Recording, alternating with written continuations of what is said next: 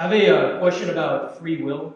Mm-hmm. So if God knows everything, Mm-hmm. then God already knows who's going to hell and who's going to heaven before he even ever created them, before he created the universe, before he created Adam and Eve. Absolutely. So with this viewpoint, how could we all have free will at all if everything's already determined? All right, excellent question. Do you like football? Yes. Let's suppose you like NFL football, so you have DirecTV so you can get, I don't have enough faith to be an atheist. And NFL Direct Ticket, right?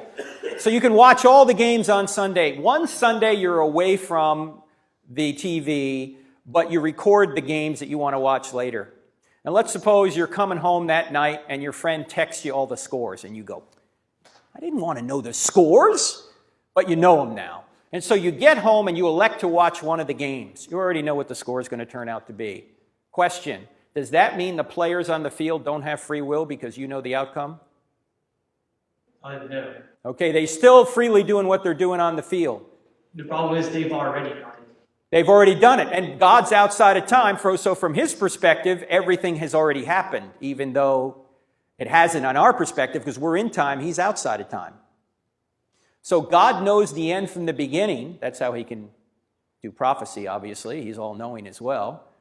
And just because it's already happened in his mind doesn't mean that he's causing us to do it directly. We still have free will.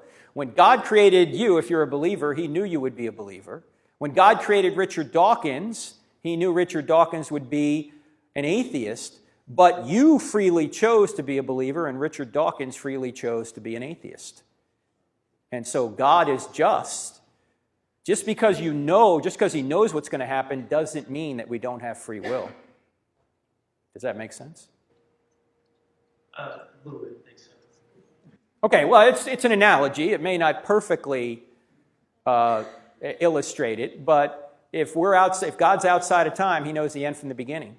Now, you might say, why would God create somebody he knew would go to hell, right? That's a good question. But unfortunately, we're out of time. No. Well, God gives us free will. And let me ask you this question. Is God obligated to not create or allow us to create people through intercourse if somebody is going to turn out to be an unbeliever? Is God obligated to stop that creation? I don't think he is. Suppose the first two people are going to be Christians, and then the third person that comes along is going to be an atheist. Does that mean God can only make a universe of two people? No. Not only that, if you're a Christian, I can almost guarantee you, in fact, I can guarantee you wouldn't be here if it wasn't for atheists.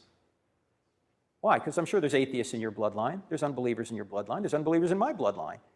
Not only that, but God can even get his free will done through people who don't follow him, or his will done through people who don't follow him. An example of this from the scriptures is Joseph. Joseph is sold into slavery by his brothers, and somehow he makes his way to Egypt and gets into a position of prominence, and he puts grain aside in case there's a famine, and then there is a famine, and Joseph's own family, who sold him into slavery, come to Egypt to escape the famine, and Joseph sees him and says, you sold me into slavery. You meant it for evil, but God meant it for good, the saving of many lives that's going on right now. God can bring good from even the evil that we do and unbelievers do. And so God can bring good even from evil. So God allows people to be created because they freely choose to either believe him or not to believe him, even though he knows what they're going to do. He's a just being. All right?